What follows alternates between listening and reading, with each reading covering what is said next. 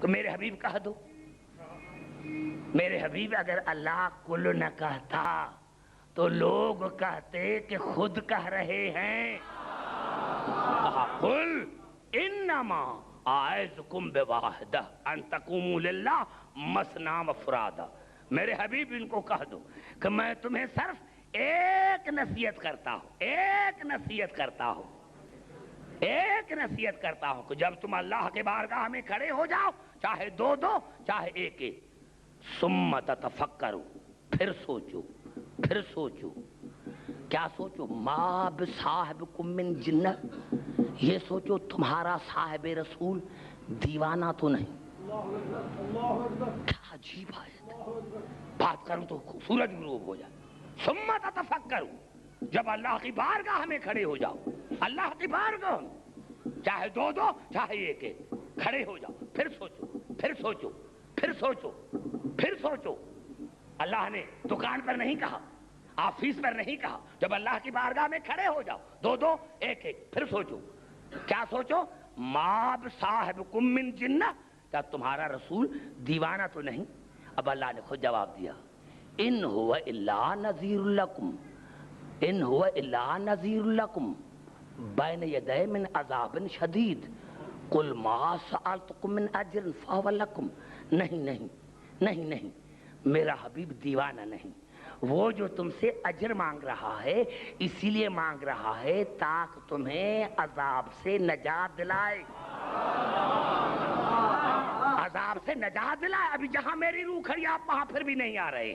میرے دوستوں، میرے بزرگوں، میرے حبیب کہا دو کہ میں تم سے صرف ایک ایک نصیحت چاہتا ہوں، اور وہ یہ ہے کہ جب تم اللہ کی بارگاہ میں کھڑے ہو جاؤ تو پھر سوچو، پھر سوچو، پھر سوچو کہ تمہارا رسول دیوانہ تو نہیں ہے. ان هو الا نذیر لکم، نہیں نہیں، وہ میرا رسول دیوانہ نہیں، وہ تمہیں ڈراتا ہے، اسی لیے اجر اسی لیے مانگتا ہے کہ اس میں تمہارا فائدہ ہے. وہ چاہتا ہے کہ تمہیں عذاب سے بچائے، آنے والے عذاب سے بچائے. اب میں سوچنے لگا، یا اللہ، یا اللہ، تو کہہ رہا ہے، اور مسلمان بھی ہمیں بھی منع کر رہے ہیں کہ ایاک نعبد و ایاک نستعین، ہم تیری ہی بندگی کرتے ہیں اور تیری ہی مدد چاہتے ہیں، تجھ سے نہیں، تیری ہی مدد چاہتے ہیں. تجھ سے کس کا ترجمہ کیا؟ سمجھے؟ تجھ سے ہی مدد چاہتے، تیری ہی مدد چاہتے، تیری ہی بندگی کرتے ہیں اور تیری ہی مدد چاہتے ہیں. یا اللہ، اب حالت بندگی میں سوچوں، حالت بندگی میں سوچوں کہ ہمارا رسول دیوانہ تو نہیں. تو اللہ کی آواز ہے، عبد الحکیم، جو بھی میں نے نماز کے لیے کہا رسول نے تمہیں پڑھ کر دکھائی، میں نے روزے کے لیے کہا رسول نے تمہیں رکھ کر دکھایا، میں نے حج کے لیے کہا رسول نے کر کے دکھایا. تو اگر یہ عمل بھی تمہیں رسول کر کے دکھائے تو میں نے کہا یا اللہ، اگر رسول عمل کر کے دکھائے پھر ساری دنیا مجھ پر الزام لگائے، میں وہی کروں گا جو رسول نے کیا ہے. کہا اب آؤ، رسول سجدے میں اوپر حسین، اب رسول سجدے میں اوپر حسین، رسول سجدے میں اوپر حسین. اور میرے بھائی، میں بادب ہو کر کرتا ہوں علماء کرام کو کہ رسول سجدے میں اوپر حسین، اور حسین جہاں فرض کرو کہ یہاں رسول کا چہرہ تھا سجدے میں، تو حسین کا چہرہ یہی نہیں تھا، یہاں اصحابوں کی طرف.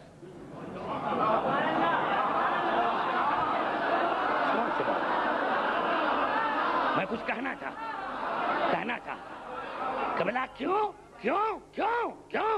اس کا میرے پاس دلیل ہے.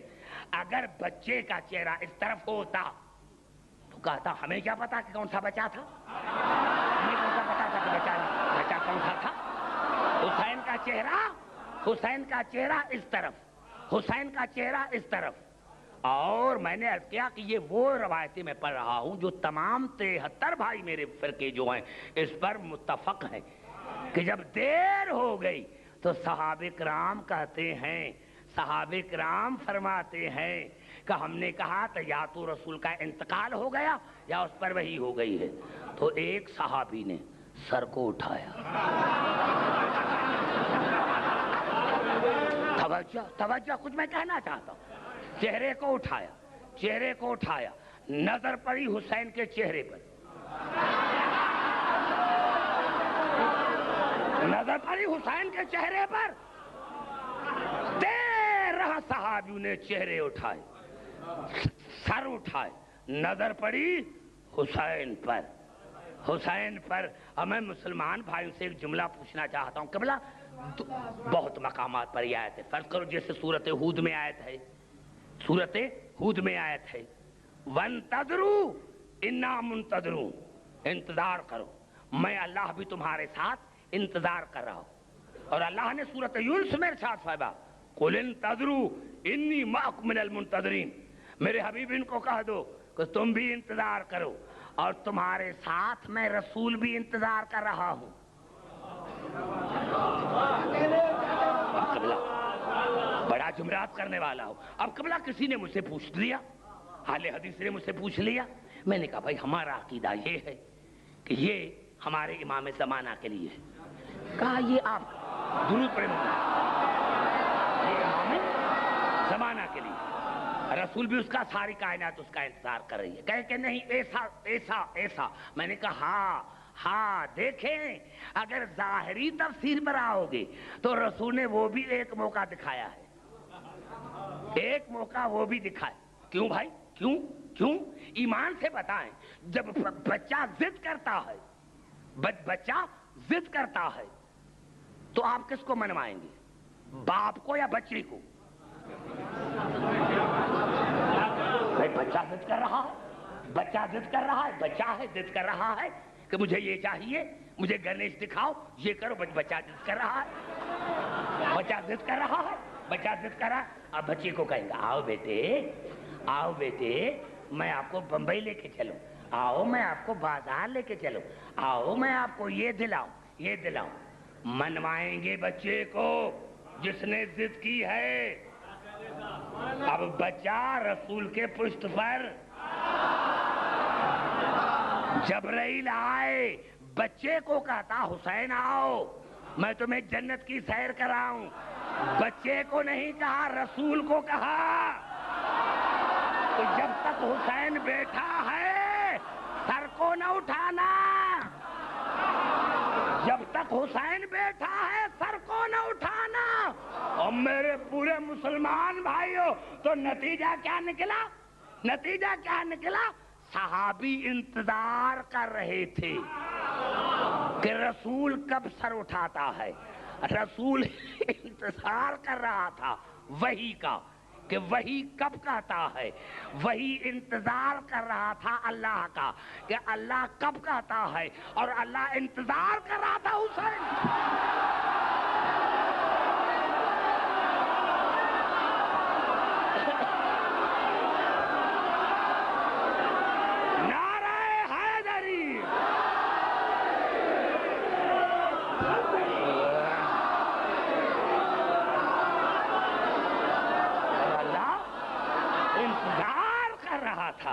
حسین کا، اور اللہ انتظار کر رہا تھا حسین کا، اللہ انتظار کر رہا تھا حسین کا۔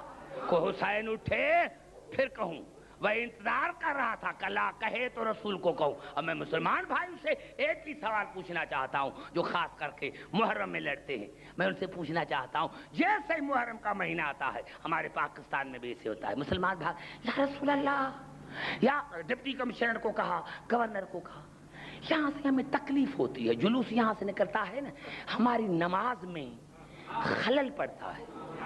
ہاں نماز میں خلل پڑتا ہے تو تمہاری نماز صحابی والی ہوتی تو خلل نہ پڑتا۔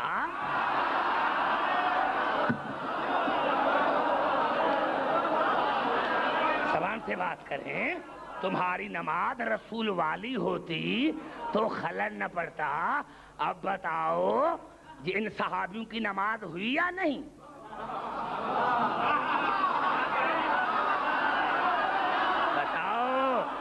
بتاؤ صحابہ کرام کی نماز ہوئی یا نہیں؟ رسول کی نماز ہوئی یا نہیں؟ ارے حسین پر حسین، سارے صحابوں کے نظر میں حسین اور رسول کے تصور میں حسین۔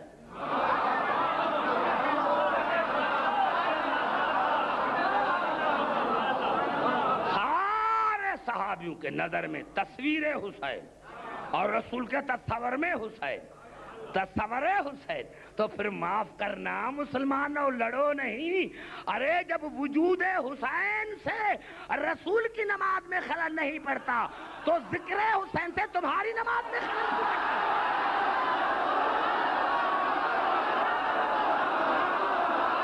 نعرہ حیدری!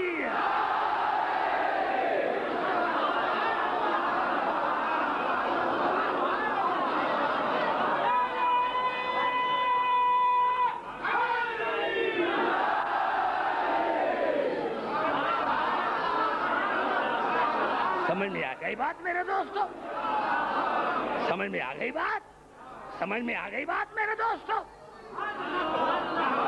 میں یہی عرض کر رہا تھا میرے دوستو کہ اللہ نے نماز کو اور حسین کو لازم اور ملزوم کرا دی۔ جہاں حسین ہوگا وہاں نماز ہوگی، اور نماز وہاں ہوگی جہاں حسین ہوگا۔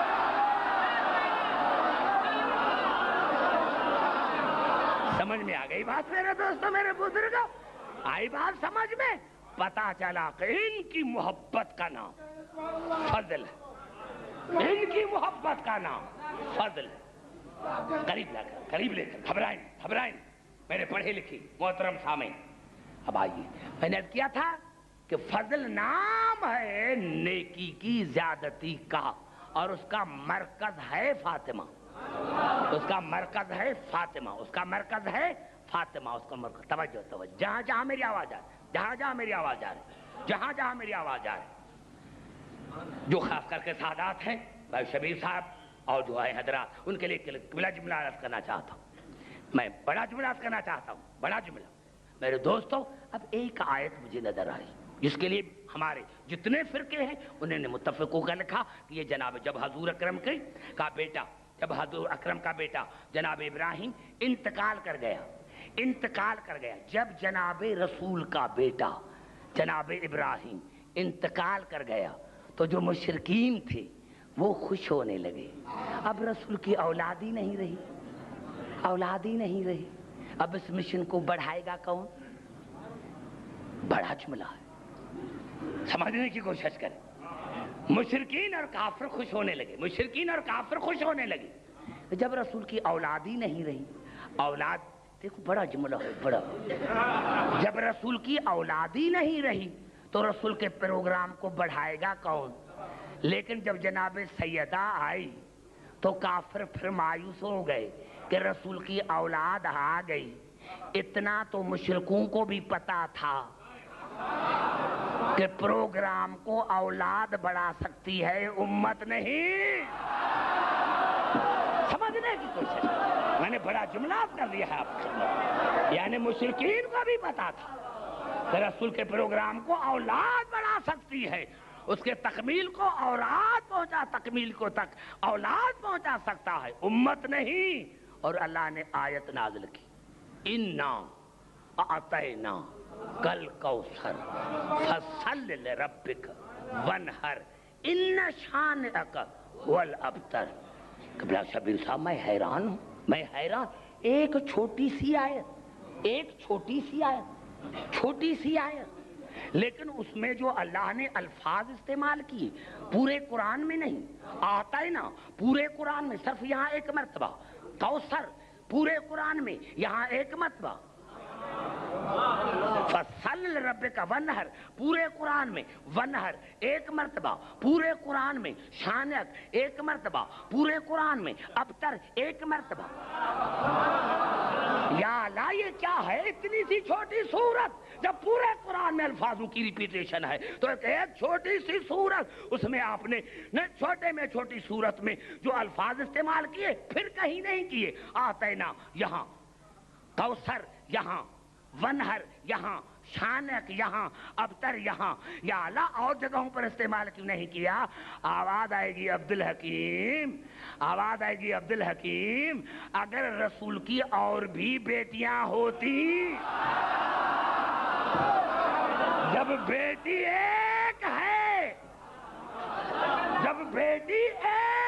جب بیٹی ایک ہے، جب بیٹی ایک ہے تو میں نے لفظ بھی ایک استعمال کیا۔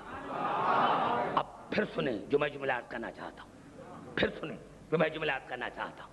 بیٹی ایک ہے، پتا چلا فضل ایک ہے۔ اگر اور بھی بیٹیاں ہوتی، بھئی ہزارہ حدیثیں ہیں رسول کے شان میں، جناب سیدہ کے شان میں، کہ بی بی آتی تھی، رسول آگے استقبال کے لیے جاتا تھا، کسی اور کے لیے بھی ہے، کیوں؟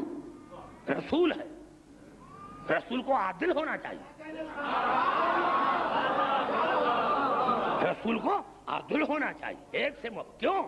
اور میرے دوستوں، میرے بزرگوں، جہاں یہ میرے الفاظ ہیں، کیا سبب تھا کہ اللہ نے اور رسول کو ایک بیٹی عطا کی؟ میں نے کیا کہ بیٹی ہے فضل، بیٹی ہے فضل، جنت کا تعلق ہے فضل سے۔ اگر رسول کی اور بھی بیٹیاں ہوتی تو مسلمان کہتے اس بیٹی سے جنت آپ لیں، ان سے ہم لیتے ہیں۔ تو اللہ نے کہا فضل ہے، کسی کو جنت میں جانا ہے تو فاطمہ کے دروازے پر آنا پڑے گا، چاہے مرد ہو چاہے عورت ہو۔ اور کیوں؟ قبلہ یہ ہمارے میرے الفاظ ہیں، کیوں اللہ نے رسول کو ایک بیٹی عطا کی؟ کیونکہ عورت میں 3 نقص ہوتے، 3 نقائص ہوتے ہیں عورت میں۔ ناقص العقل، یعنی مرد کے مقابلے میں 2 عورتیں گواہی میں۔ ناقص المیراث، بھائی کا آدھا حصہ۔ ناقص العبادت، عبادت میں بھی ناقص ہے، بہت سے ایسے ایام ہوتے ہیں جن میں وہ عبادت نہیں کرتی۔ یہی تو ہے بطول، مریم بھی ہے، لیکن ہماری شہزادی بطول عذرا ہے۔ تو اور یہ شاید سمجھ میں نہیں آیا، سمجھ میں نہیں آیا کہ ہماری شہزادی بطول عذرا ہے، عذرا مانے کنواری۔ یہی تو سبب ہے کہ بطول مریم ہے، لیکن بغیر شوہر کے بطول رہنا اور بات ہے، شوہر بھی ہو بچے بھی ہو پھر بطول ہو۔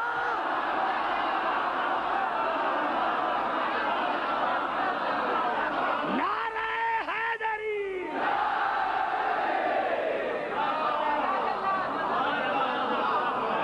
اللہ نے رسول کو بطول بنا کر جو عیب تھا ناقص العبادہ کا وہ ختم کر دیا۔ اللہ نے بطول کو مباہلے میں لا کر، یعنی مباہلے میں جو علی کی منزل ہے وہی بطول کی، کہا کہ وہی عقل ہے۔ عبدالحکیم یہ ناقص العقل نہیں ہے۔ اور ناقص المیراث تب ہوتی اگر کوئی بھی بتاؤ، کسی نے بھی کوئی کتاب پھٹی ہوئی کتاب ضعیف روایت دکھاؤ کہ رسول کے انتقال کے بعد بطول کے سوا کوئی اور گئی ہو کہ مجھے میراث دو، تو میں مذہب چھوڑ دوں گا، کیونکہ اگر اور ہوتا تو بطول کو پوری میراث نہ ملتی۔ اللہ نے بطول کو پوری میراث دلا کر ان 3 عیبوں سے پاک کیا۔ بھائی گھبرا تو نہیں گے میرے بھائی؟ 3 عیبوں سے پاک کیا، 3 عیبوں سے پاک کیا۔ جنت کا تاج فضل پر ہے، فضل پر ہے۔ آئیے قبلہ معاف کریں میرے دوستوں، میرے کیوں یہ شیطان نے اتنی بڑی عبادت کی؟ یہ جہنمی کیوں بن گیا؟ کیا قصور تھا؟ قصور کیا تھا؟ آدم کو سجدہ نہیں کیا تھا، تو پھر اللہ جو ایک سجدہ معاف نہیں کر سکتا، ہم گریبان میں جھانک کر دیکھیں۔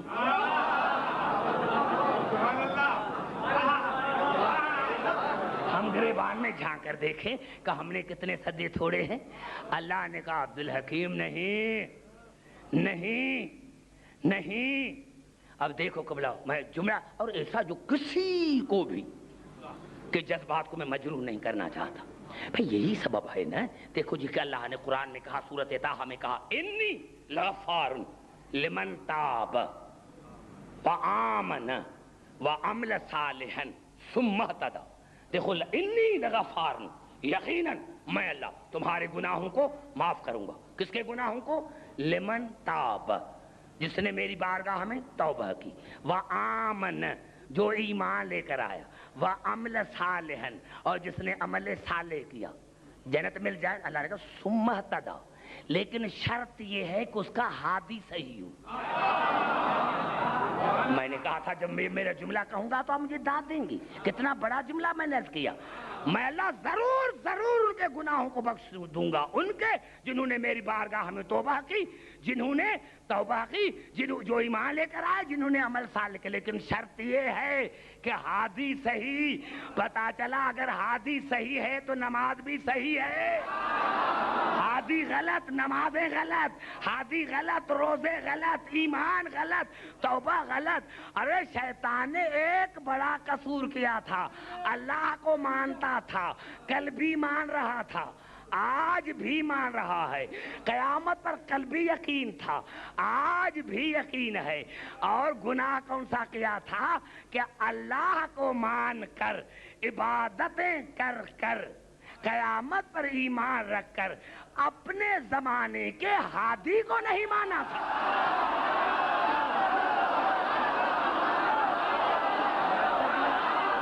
اتنا بڑا جملہ میں نے کہا پھر بھی سمجھ میں نہیں ہے۔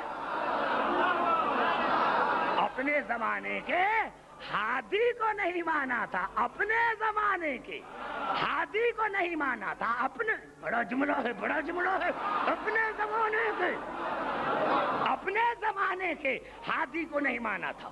میں نے کیا پروردگار بخش دو، بخش دو، کیا ہے بخش دو، بخش دو۔ آواز آئے گی عبدالحکیم، اگر میرا گناہ کرتا، میری غلط، تو میں اس کو بخش دیتا۔ یہ ہے اپنے امام، اپنے زمانے کے ہادی کا منکر۔ اگر آج میں اس کو معاف کروں،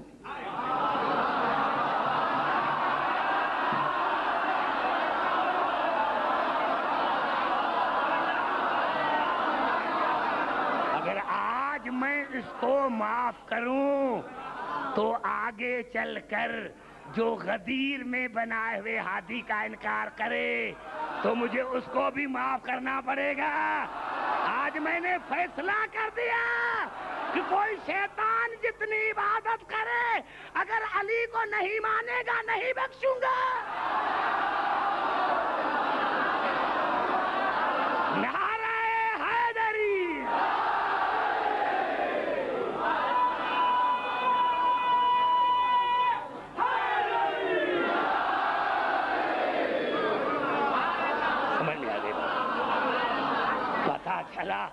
پتا چلا میرے دوستوں، میرے بزرگوں کہ ہر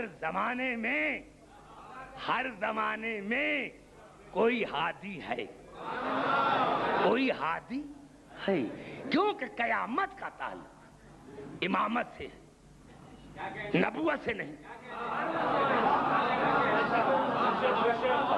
معاف کرنا میرے دوستوں، قیامت کا تعلق امامت سے ہے۔ یوم ندعو کل اناس بامامہم، ہم قیامت کے دن ہر انسان کو بلائیں گے اس کے امام کے ساتھ۔ اور ابن خلدون نے کیا لکھا؟ ابن خلدون نے یہ لکھا،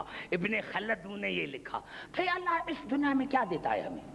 روزے یہاں رکھو جنت وہاں ملے گی،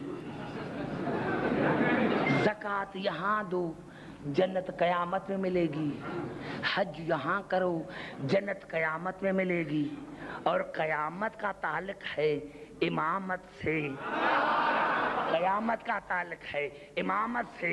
میں تمام مسلمان بھائیوں کے لیے آخری جملہ کہہ کر آپ کی زحمتوں کو ختم، جتنے امام ہیں، جتنے بزرگ ہیں دنیا میں، جتنے بزرگ گزر چکے، کسی کی ایک روایت بتاؤ کہ مجھے مانو تو قیامت میں جنت دوں گا۔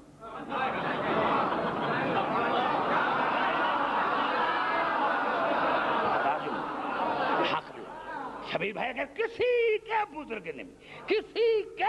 نے پھٹی ہوئی کتاب، ضعیف روایت دکھاؤ کہ کسی نے کہا ہو کہ مجھے یہاں مانو تو میں تمہیں قیامت میں چھڑاؤں گا، تمہیں جنت دوں گا، تو میں مذہب چھوڑ دوں۔ ارے اگر جنت پر اقتدار ہوتا تو بیٹے کو نہ کہتا کہ حسن سے لکھوا کے لے کر آؤ۔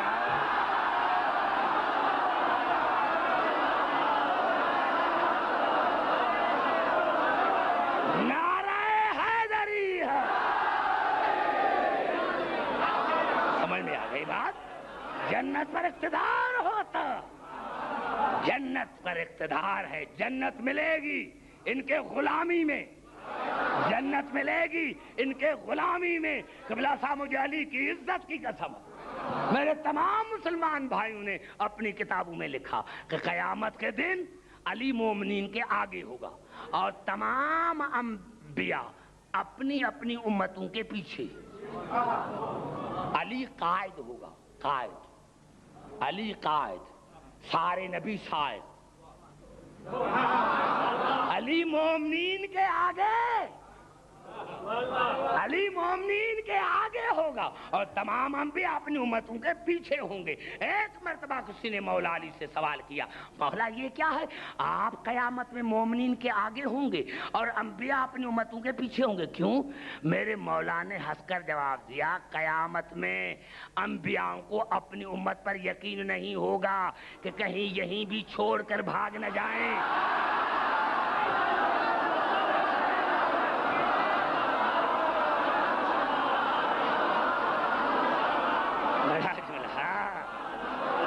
پورے توجہ چاہیے، پوری توجہ ہے۔ کہا مجھے یقین ہے، کہا مجھے یقین ہے، کہا قیامت میں انبیاء اپنی امتوں کے پیچھے اسی لیے ہوں گے، ان کو یقین نہیں ہوگا کہ کہیں یہاں بھی چھوڑ کر بھاگ نہ جائیں۔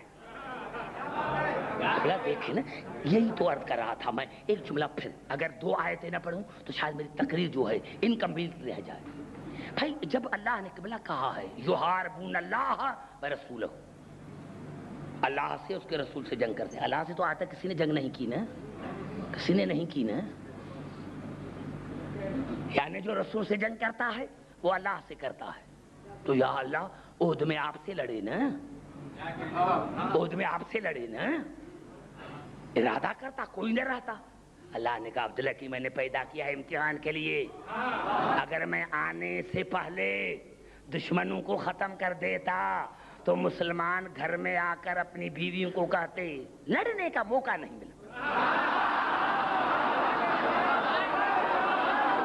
زبان سے بات کریں میرے پاس، لڑنے کا اگر موقع ملتا تو ہم لڑتے۔ تو اللہ نے یہ آیت جو ابھی میں پڑھ رہا ہوں سورۃ آل عمران کی، یہ جنگ احد میں نازل ہوئی تھی، جنگ احد میں نازل ہوئی تھی۔ ما کان اللہ لیذر المؤمنین علی ما انتم علیہ حتی یمیز الخبیث من الطیب۔ اے منافقو، میں اللہ تمہیں ہرگز نہیں چھوڑوں گا جب تک جنگ احد کرا کر مومنین کو نہ بتلاؤں کہ تم میں کون ہے جو میدان جنگ میں لڑ کر طیب بنتا ہے اور کون ہے جو رسول کو چھوڑ کر خبیث بنتا ہے۔ کردار دکھانا ہے، کردار دکھانا ہے۔ دیکھنا میں نے بڑا جملہ کہا، یہ قرآن کی آیت ہے، نام نہیں ہے میرے دوستو، کسی کو سمجھنا ہے یہی سمجھو علی تھا، کیوں نہیں وہاں خیال کیوں نہیں جاتا؟ وہاں خیال جائے نا، نام نہیں ہے خامخواہ، بس میرا جب نام نہیں ہے تو لڑتے کیوں؟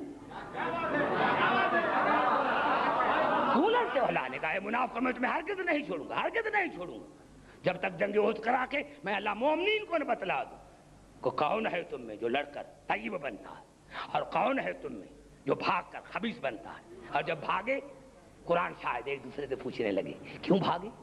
کہا وہ ابھی آیت پڑھوں گا اس لیے سمجھا رہا ہوں، تنقید کے حساب سے نہیں، آیت پڑھ رہا ہوں۔ بھاگے ایک دوسرے، کیوں بھاگ رہے ہو؟ کہا پتہ نہیں ہے کہ آواز آ رہی قد قتل محمد رسول اللہ، جب رسول قتل ہو گئے اب ہم کیا کریں گے؟ بس یہ کہنا تھا۔ یا اللہ نے دوسری آیت نازل کی، لا تعتذروا، اے منافقو بہانے مت بناؤ، اے منافقو بہانے مت بناؤ، لا تعتذروا، فقط کفرتم بعد ایمانکم، تم ایمان لانے کے بعد کافر ہو گئے۔ سمجھ میں آ گئی بات؟ پتا چلا کہ یہ اللہ امتحان لیتا ہے کردار کا۔ تو یہاں میرے مولا علی نے فرمایا کہ قیامت میں انبیاء سائقین اسی لیے ہوں گے کہ ان کو یقین نہیں ہوگا اپنی امتوں پر کہ کہیں یہاں بھی چھوڑ کر بھاگ نہ جائے، لیکن میں آگے اسی لیے ہوں گا کہ مجھے مومنین پر یقین ہے۔ سمجھنے کی کوشش کرے، مجھے مومنین پر یقین ہے کہ جنہوں نے دنیا میں مصیبتیں برداشت کر میرے نام کو نہیں چھوڑا، تو آج آنکھوں سے دیکھیں